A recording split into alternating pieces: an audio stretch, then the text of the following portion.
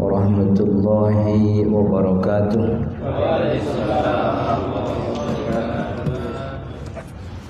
Alhamdulillahi rabbil alamin. Allahumma salli wa sallim wa barik ala sayyidina Muhammadin, amma ba'du. Para jemaah, Bapak Ibu yang dirahmati Allah. Ibu-ibunya enggak ada ya? Ada? Oh, ada.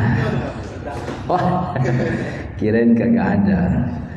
Para jemaah, Bapak Ibu yang dirahmati Allah, alhamdulillah kita bersyukur yang hari ini diberi nikmat oleh Allah sehingga bisa berkumpul, bisa bersilaturahmi, sekaligus juga bisa menunaikan salah satu kewajiban kita, yaitu sholat zuhur berjamaah, kemudian dilanjut dengan ta'lim. Kita berharap kepada Allah mudah-mudahan apa yang kita pelajari jadi ilmu yang bermanfaat, sekaligus jadi tambahan amal ibadah kita di akhirat. Amin ya rabbal alamin. Hadis nomor di situ nomor berapa tuh? 74. Di sini nomornya 418. Beda cetakan gitu. Qala al-musannifu rahimahullahu ta'ala wa nafa'ana bihi wa bi'ulumihi fid darain, amin ya rabbal alamin. Wa an Jabirin bin Samurah radhiyallahu anhu, dari sahabat Jabir bin Samurah. Jabir bin Samurah ini keponakannya Sa'ad bin Abi Waqqas. Jadi ada sahabat Nabi namanya Sa'ad bin Abi Waqqas, punya adik namanya Khalidah binti Abi Waqqas. Nah, Jabir bin Samurah ini anaknya dari Khalidah binti Abi Waqqas. Jadi Jabir ini keponakannya Sa'ad bin Abi Waqqas gitu. Dari sahabat Jabir bin Samurah radhiyallahu anhu, anna Nabiy sallallahu alaihi wasallam, bahwasanya Nabi Muhammad sallallahu alaihi wasallam kana yakhtub. Ini Jabir bin Samurah ini termasuk sahabat yang emang tinggalnya di situ dekat di Nabawi. Jadi beliau diriwayatkan ikut sholat bersama Nabi Muhammad sallallahu alaihi wasallam mi'atu alfi marrah gitu. 100.000 kali katanya gitu. Jadi saking, maksudnya ini bukan 100.000 benar-benar 100.000 dihitungin dari satu, bukan gitu. Saking dekatnya dia ke Masjid Nabawi sampai tidak pernah sholat kecuali dia sholatnya di belakang Nabi di Nabawi gitu. Maka beliau ini kalau bahasa kitanya sahabat ring satu lah begitu. Ring satu. Dan iya, karena sahabat itu kan dia tingkatan intensitas pertemuannya dengan Nabi itu kan berbeda-beda. Tapi semuanya disebut sahabat karena sahabat Nabi itu definisinya sederhana. Orang yang dilihat oleh Nabi Muhammad SAW dan wafat dalam keadaan Islam, itu namanya sahabat Nabi. Jadi walaupun orangnya buta, enggak ngelihat Nabi, tapi dia dilihat oleh Nabi Muhammad jadi sahabat gitu. Dulu kan ada ulama yang mendefinisikan sahabat itu orang yang melihat Nabi dan beriman kepada Nabi, wafat dalam keadaan Islam. Kemudian dianulir karena sebab banyak sahabat-sahabat Nabi itu yang dorir, yang matanya buta. Salah satunya Abdullah ibnu Ummi Maktum. Ini muazzin Nabi nih, muazzin Nabi Muhammad dulu kalau sholat subuh muazzinnya kan dua. Satu Bilal bin Rabah, satu lagi Abdullah ibnu Ummi Maktum. Abdullah ibnu Ummi Maktum ini buta. Maka kalau definisinya melihat, berarti Abdullah ibnu Maktum ini nggak dapat gelar sahabat ini. Maka kemudian ulama mendefinisikan ini man ra'ahun nabiyyu, orang yang dilihat oleh Nabi. Jadi gelar sahabatnya itu bukan karena dia, tapi karena Nabi. Jadi kalau dikatakan dia yang lihat, berarti dia dapat gelar sahabat gara-gara dia enggak.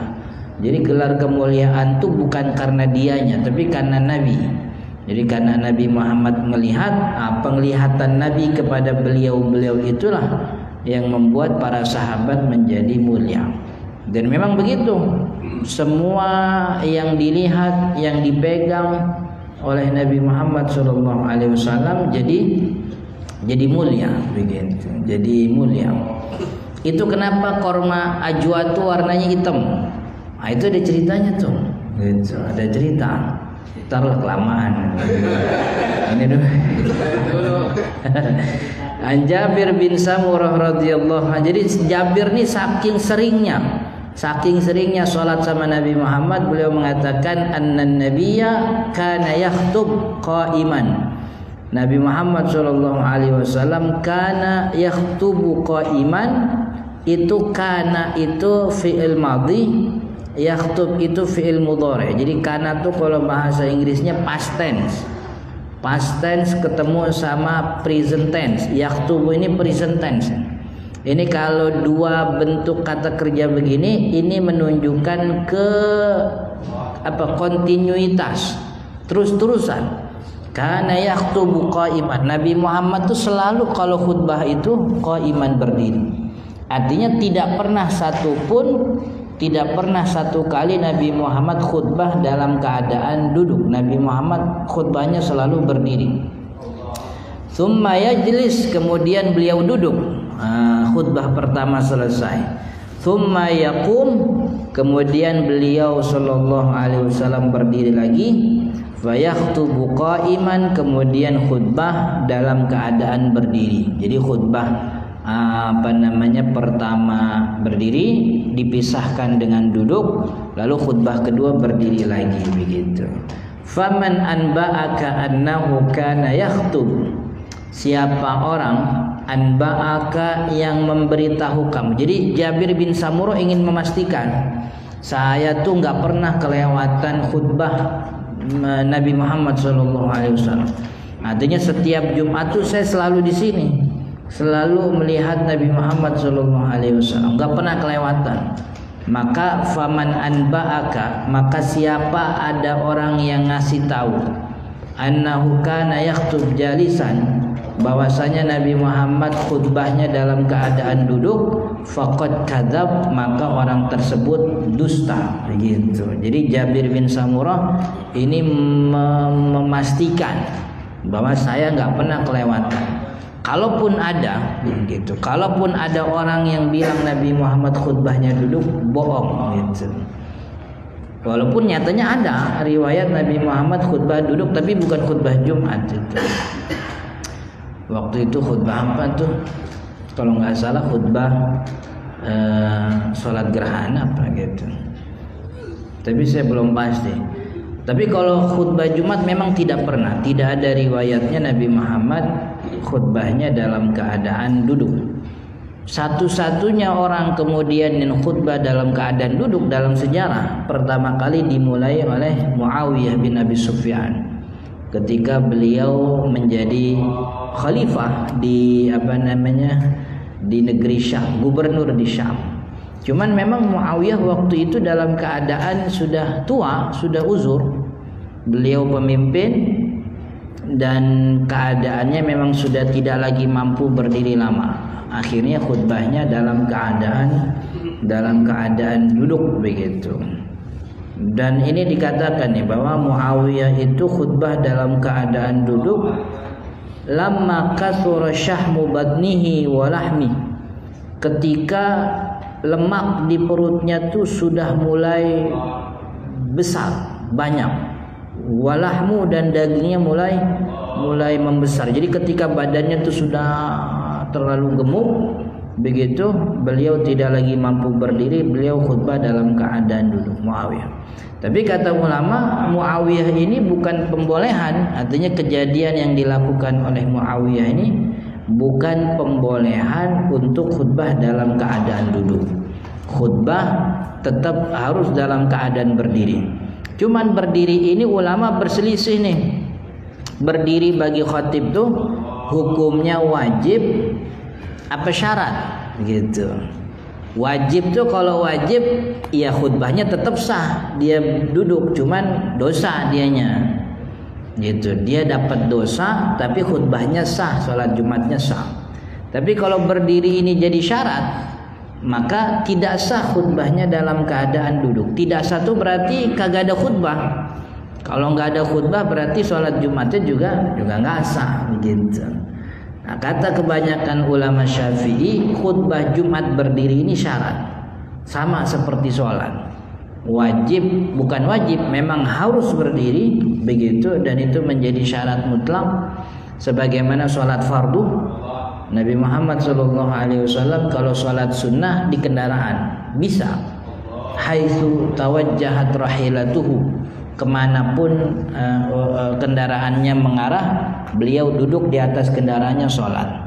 Tapi kata Jabir bin Abdullah, faida aradal faridah, tapi kalau Nabi Muhammad pengen sholat fardu, nazar, dia turun dari untanya, dari kendaraannya, fastaqbalal kiblah, berdiri kemudian dia menghadap ke kiblat. Makanya kata ulama tidak boleh berpaling dari kiblat kecuali kalau itu sholat sunnah. Sholat sunnah di kendaraan boleh bagi musafir, atau yang boleh juga sholat dalam peperangan boleh. Itu dua kondisi top. Dua kondisi itu aja yang orang boleh nggak ngadep kiblat. Sholat dalam peperangan, perang bener ya begitu ya, perang bener, bukan bukan perang, kan ada sekarang ada namanya war ticket tuh gitu, perang tiket maka agak gitu. Itu apalagi banyak tuh komen-komenan juga orang nyebutnya war semua tuh gitu. Ini perang beneran, fi syiddatil khawf, perang sedang berkecamuk gitu. Itu boleh tidak menghadap ke kiblat. Yang kedua adalah sholat sunnah bagi musafir di kendaraan. Ada orang musafir melakukan perjalanan, dia punya wirid itu punya kebiasaan, punya rutinitas. Kalau pagi duha itu wiridannya begitu, pagi duha, malam tahajud, nanti witir. Ini supaya wiridannya tetap berjalan, dia pagi sholat duha. Tapi masih lagi di perjalanan, boleh dia sholat duha di atas untanya atau di atas mobilnya dalam keadaan duduk, kemanapun ini kendaraannya menghadap begitu. Kalau bagi yang punya wiridan itu memang punya rutin, jadi punya rutin sholat malam. Tapi kalau bagi beginner begitu, ulama sih nggak menganjurkan begitu. Artinya ulama membolehkan ini dalam bagi orang yang punya wirid. Wirid itu rutinan. Ya baik wirid dalam arti ritual atau wirid dalam arti zikir. Wirid itu artinya rutinan yang mengharuskan, yang membuat dia sholat. Gitu. Itu dua. Selain itu enggak. Karena Nabi Muhammad kalau sholat fardu enggak bisa di atas untanya, beliau turun. Maka karena sebab itu dikatakan oleh ini syarat ini. Maka sholat yang tidak bisa dalam keadaan berdiri padahal dia mampu, ini maka sholatnya dikatakan sebagai sholat lihurmatil waqti, tidak menggugurkan kewajiban. Artinya setelah dia sampai pada tempat kondisi yang dia bisa berdiri, diulang sholat yang tadi. Kenapa? Itu dalilnya muwazobah. Muwazobah itu enggak pernah sekalipun Nabi Muhammad sholatnya duduk begitu. Nah maka di khutbah ini juga sama, tidak pernah sekalipun Nabi Muhammad khutbahnya duduk, enggak pernah, selalu begitu. Ini muwazobah, keterus-terusannya Nabi seperti itu menunjukkan bahwa pekerjaan ini nih adalah syarat atau minimal memang kewajiban. Maka dalam pandangan Syafi'i itu khatib harus berdiri, kecuali bagi memang yang tidak mampu gitu. Walaupun sebaiknya digantikan kepada orang yang mampu. Tapi kalau emang nggak digantiin, emang kita mau ngambil faidah ilmu dari beliau, ya nggak ada masalah, karena dia memang tidak mampu. Tapi bagi yang mampu harus berdiri. Ini namanya muwazobah. Sama sebagaimana rukun Allahumma ighfir lil mu'minina wal mu'minat itu. Setiap khutbah kedua itu kan nggak pernah ada perintahnya. Nabi Muhammad nggak pernah ngomong kalau yang jadi khatib khutbah kedua ini baca doa, nggak pernah ngomong begitu. Tapi Nabi Muhammad tuh selalu begitu, terus-terusan, nggak pernah sekalipun satu khutbah kedua Nabi Muhammad ninggalin itu, nggak, selalu begitu. Itu muwazobah namanya. Keterus-terusannya Nabi itu jadi dalil bahwa perkara ini nih kewajiban, perkara ini jadi syarat begitu. Nah, kata ulama Syafi'i begitu. Jadi khutbah itu harus berdiri dan harus duduk kalau pengganti memisahkan.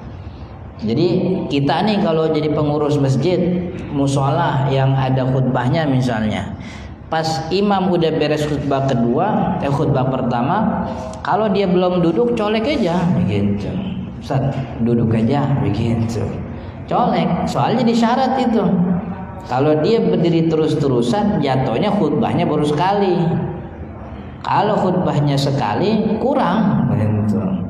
Malaikat nungguin khutbah kedua mana sampai sore kagak bikin-bikin. Malu kagak sah itu jatuhnya. Jadi kita nih pengurus musola, pengurus masjid yang bikin Jumatan harus punya pengetahuan soal syarat-syarat ini gitu. Ya karena yang namanya ustadz tuh ya orang juga, manusia juga, kadang lupa begitu. Apalagi kalau udah tanggal 1 kayak gini, ini kan tanggal berapa nih? Tanggal 3 ya. Tanggal 1 kemarin kan sama, ustadz repot juga itu. Karena bagi sebagian orang tanggal 1 emang nyeremin juga itu. Tagihannya banyak soalnya. Dari mulai kan ya, udah token listrik bunyi gitu. Mana jet pump kagak naik airnya kering kan. Iya. Jet pump kita punya tetangga kesian tuh, berapa hari dia numpang mandi kan gitu. Jet pump udah kering kagak naik. Kepikiran, kebawalah itu dia pikirannya ke mimbar gitu. Udah beres khutbah pertama, bukannya duduk dia masih bengong gitu. Colek itu, Ustaz, duduk aja Ustaz gitu. Itu ngobrol sama khotib emang boleh kalau emang dibutuhkan, apalagi kaitannya dengan rukun khutbah begitu. Ini wajib. Jadi harus berdiri bagi yang mampu dan dipisahkan dengan duduk. Dalam mazhab Syafi'i ini jadi syarat. Dalam mazhab Imam Syafi'i ini jadi syarat, sama syaratnya seperti syarat thaharah bagi khatib begitu. Ini hadis yang kemudian hadis yang selanjutnya qala wa an Jabir bin, ini tadi Jabir bin Samurah, ini Jabir bin Abdullah, ini beda lagi nih. Jadi Jabir bin Abdullah sahabat yang lebih dewasa daripada Jabir bin Samurah. Jabir an Jabirin radhiyallahu an Jabir bin Abdullah radhiyallahu anhuma, dari sahabat Jabir bin Abdullah radhiyallahu anhuma, qala, beliau mengatakan, kana Rasulullah sallallahu alaihi wasallam, Nabi Muhammad sallallahu alaihi wasallam, idza khataba, kalau dia sedang berkhutbah, ihmarrat aina, matanya memerah, wa ala sautuhu, meninggi suaranya, washtadda ghadabuhu. Ishtadda ghadabuhu apa nih artinya? Memuncak emosinya. Jadi tapi jangan dianggap kalau begini berarti Nabi Muhammad rada sangar, bukan. Ini kalau bahasa kitanya nih sekarang passionate apa passion? Passionate apa? Passion. Ampia. Tahu gak orang yang kita budayawan, dia ngobrol biasa sama kita, ngobrol, pas waktunya naik panggung dia baca puisi gimana tuh? Tiba-tiba gerak tubuhnya tuh mengikuti irama suaranya. nadanya diatur sesuai dengan konten isi puisinya gitu. Kita kan nggak bisa bilang lu lebay amat lu, boleh gak bilang begitu? Nah emang puisi begitu. Ini Nabi Muhammad nggak lagi marah-marah. Nabi Muhammad ini menunjukkan passionnya untuk memberikan nasihat kepada umat, bahwa nasihat ini serius, ini begitu, nasihat serius.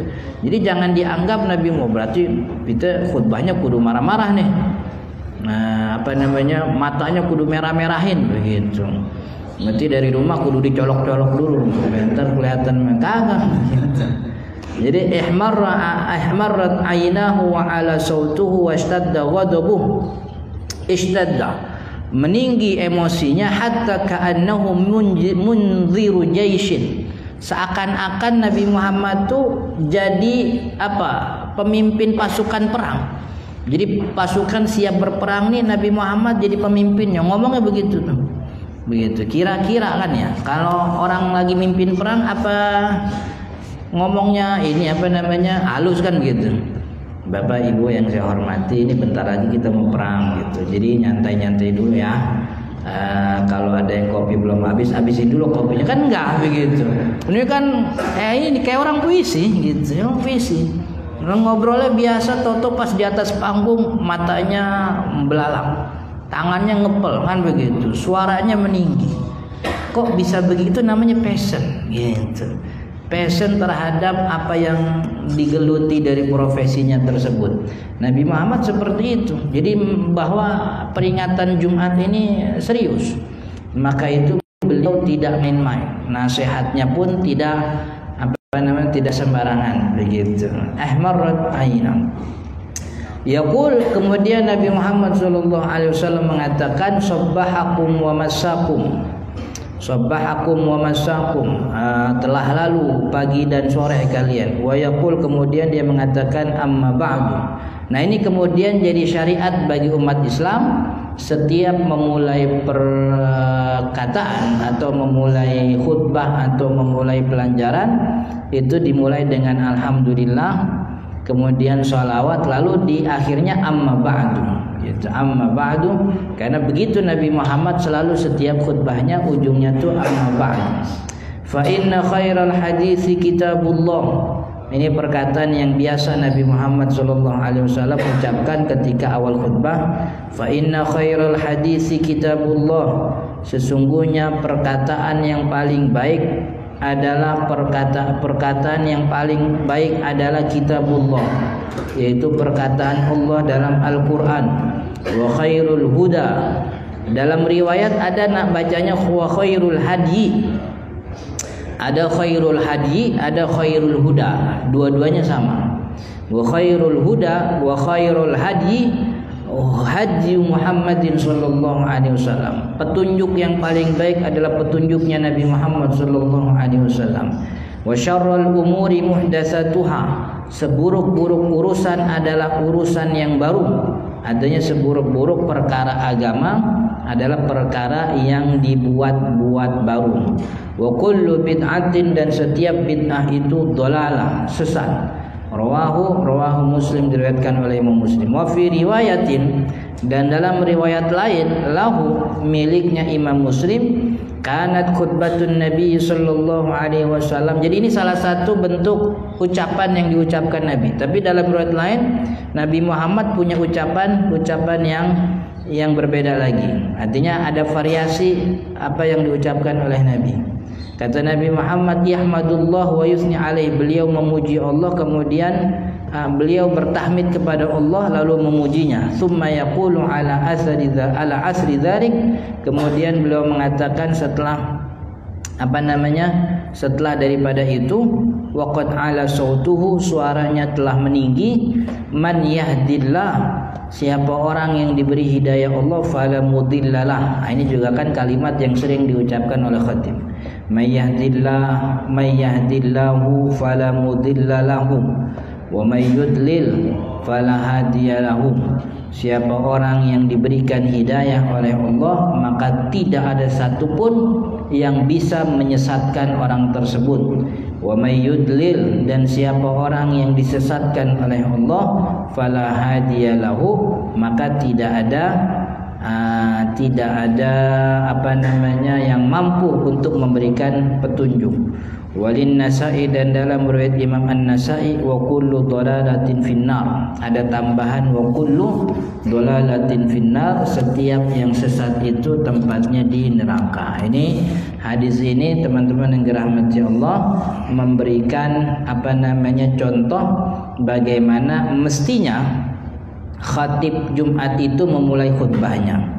Tapi kalimat-kalimat yang tadi ini bukan keharusan. Kenapa bukan keharusan? Karena ada variasi riwayat. Jadi adanya variasi riwayat dalam satu masalah menunjukkan bahwa masalah itu bukan rukun, bukan kewajiban. Karena kalau dia rukun itu variasinya tidak ada, selalu begitu. Sholat nih, Nabi Muhammad SAW kalau doa iftitah itu variasinya banyak. Nabi Muhammad kadang doa iftitahnya pakai apa? Allahu Akbar kabiro. Nabi Muhammad baca doa iftitahnya wajjahtu wajhiya. Kadang Nabi Muhammad baca doa iftitah Allahumma ba'id baini wa baina khotoya. Kadang Nabi Muhammad baca doa iftitah, apalagi itu yang kalau sholat tahajud tuh beda-beda. Adanya variasi riwayat menunjukkan bahwa bacaan ini bukan rukun. Artinya dibaca bagus, nggak dibaca juga nggak ada masalah gitu. Tapi kalau yang namanya takbiratul ihram itu selalu Nabi Muhammad nggak pernah tinggal. Semua riwayat tentang sholat pasti dimulai dengan takbiratul ihram. Berarti takbiratul ihram ini selalu begitu. Maka tidak boleh ditinggalkan karena ini rukun. Karena sekalipun Nabi Muhammad tidak pernah meninggalkan takbiratul ihram. Tapi kalau di iftitah kadang Nabi Muhammad malah mulainya langsung dengan surat Al-Fatihah. Kan ya? Oh berarti ini variasi riwayat ini menunjukkan bukan rukun, tapi baik dibaca, bagus kalau dia dibaca. Cuman statusnya ini bukan harus, bukan rukun begitu. Apalagi takbiratul ihram ya selalu dibaca. Kemudian apalagi tahiyat selalu dibaca dan tidak pernah ditinggal, dan bacanya begitu tahiyatul mubarakatuh dan seterusnya. Maka karena variasi riwayat inilah bacaan ini bukan merupakan rukun. Tapi yang baik memang khotib ngikutin, minimal ada potongan daripada mukaddimahnya tuh yang cocok sama Nabi Muhammad SAW. Misalnya dia bacanya mayyahdillahnya aja misalnya, atau ininya aja inna khairul hadi Muhammad wa inna wa kullu bid'atin dhalalah wa kullu dhalalatin finnar. Jadi minimal ada ucapan. Tapi yang rukun itu kan sebenarnya alhamdulillahnya sama sholawatnya. Alhamdulillah sama sholawatnya. Dan juga yang disunnahkan. Jadi ini kita lagi pelajari tentang bacaan yang disunnahkan ketika memulai khutbah. Termasuk bacaan yang disunnahkan ketika Nabi Muhammad memulai khutbah adalah syahadat. Baca syahadat. Asyhadu an la ilaha illallah wa asyhadu anna Muhammadan abduhu wa rasuluh. Ini dalam riwayat Imam Al-Baihaqi, kata Nabi Muhammad sallallahu alaihi wasallam, kullu khutbatin laisa fiha tasyahudun fahiya kalyadil dzma. Setiap khutbah yang tidak ada tasyahudnya, tidak ada syahadatnya, fahiya kalyadil ajzma, dia sama seperti tangan buntung. Tangannya ada, cuman buntung gitu. Jadi nggak bisa pakai apa-apa. Ini maka artinya fadilah yang berkurang sebab ketiadaan tasyahud. Tapi bukannya tidak boleh nggak apa. Karena yang harus itu kan cuma 5. Pertama alhamdulillah, yang kedua sholawat, yang ketiga ayat Al-Quran, begitu. Yang ketiga wasiat takwa. Yang keempat ini adalah ayat Al-Quran, baca ayat Al-Quran. Dan ini 1 2 3 1 2 3 1 2 3 nih. Alhamdulillah, sholawat sama wasiat takwa ini diulang di khutbah kedua. Alhamdulillah, sholawat, wasiat takwa ini khutbah 1, khutbah kedua ada, harus ada. Kemudian yang keempat adalah baca ayat Al-Quran. Ayat apa aja? Gitu. Yang penting ayat Al-Quran. Kemudian yang kelima, doa orang mukmin mukminat di khutbah kedua. Udah, ini aja yang 5. 5 bacaan inilah yang tidak pernah ditinggal oleh Nabi Muhammad SAW dan tidak ada variasinya. Begitu aja. Alhamdulillahirabbil alamin. Allahumma shalli ala Muhammadin. Kemudian ada wasiat takwanya, begitu. Tapi kalau bacaan ini bacaan sunnah nih. Inna khairal haditsi kitabullah wa khairul hadi Muhammadin sallallahu alaihi wasallam wa syarrul umuri muhdatsatuha wa kullu bid'atin dhalalah. Kemudian ada lagi gimana kalimatnya, may yahdillahu fala mudhillalah wa may yudlilhu fala hadiyalah. Kemudian apa namanya fa inna nabiyya sallallahu alaihi wasallam tarakana 'alal mahajjatil bayda lailuha kana hariha la yazigu anha illa halik, begitu. Jadi banyak riwayatnya, tapi semuanya hukumnya ini sunnah, begitu. Hukumnya sunnah, bukan kewajiban. Kemudian hadis selanjutnya ini minggu depan, pertemuan depan, tentang kata Nabi Muhammad sallallahu alaihi wasallam, ilnatura salatul rajul wa qisri khutbatihi ma'innatun min fiqhi. Insyaallah di pertemuan yang akan datang hadis selanjutnya dari Ammar bin Yasir. Mudah-mudahan bermanfaat.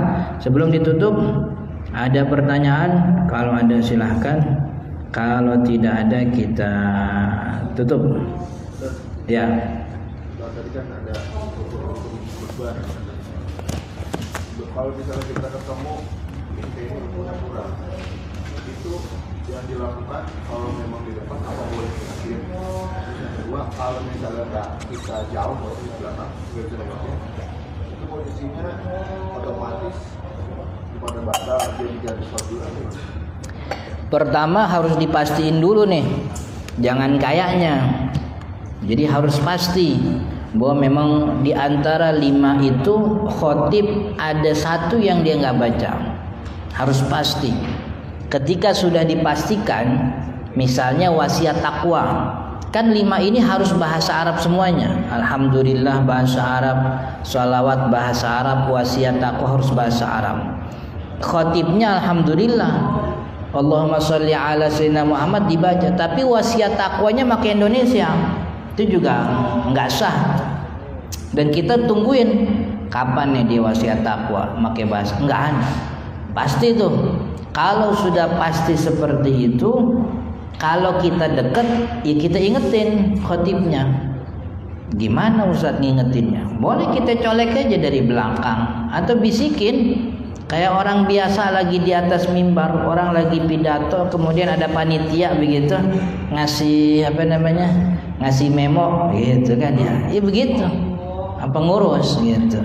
Kalau memang dia punya kapasitas untuk itu, pengurus. Tapi kalau dia orang jauh tempatnya, maka kalau dia memang yakin khatib itu tidak tertinggal, tidak mengerjakan salah satu rukun, sholat Jumatnya kan tidak sah. Maka bagi orang ini wajib sholat zuhur lagi setelah khutbah. Dia wajib ngebilangin nggak Ustaz? Wajib bilangin ke pengurus. Tadi aneh dengar khatib belum wasiat takwa tuh. Nanti kan pengurus bilang ente tidur kali gitu. Itu pembelaan itu. Yang penting mah kewajiban kita udah beres. Kita udah punya kewajiban ngasih tahu, udah. Kita juga udah sholat zuhur lagi, beres kewajiban kita. Pengurus dibilangin begitu. Emang saya dengar itu khatib belum wasiat takwa. Enggak.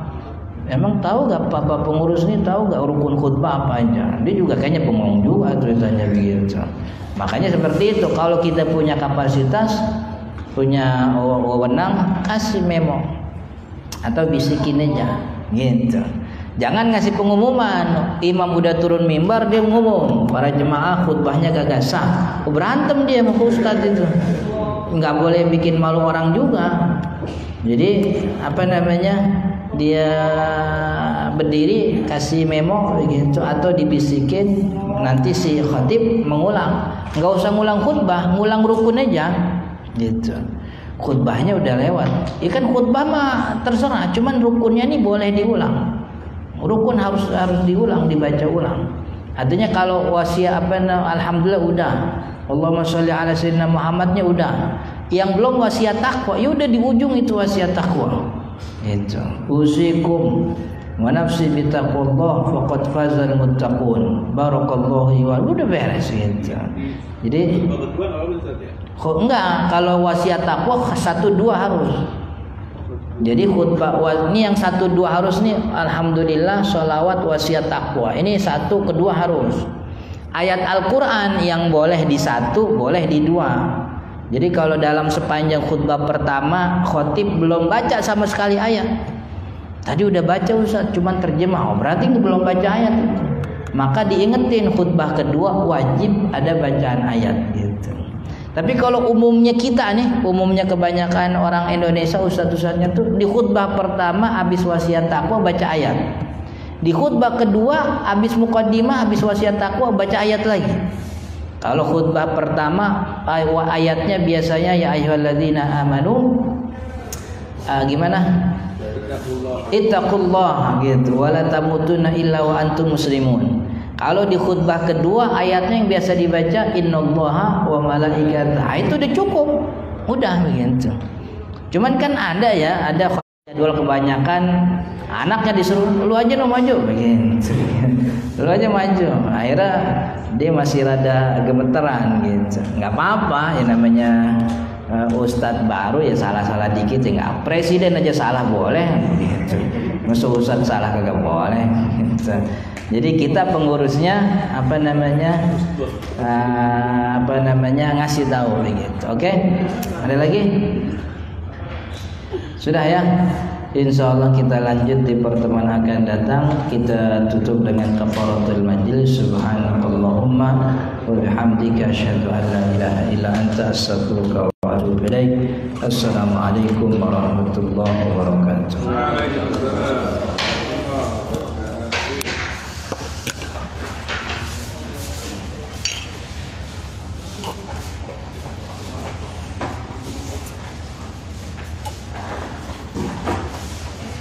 Itu Oppo tahun berapa itu?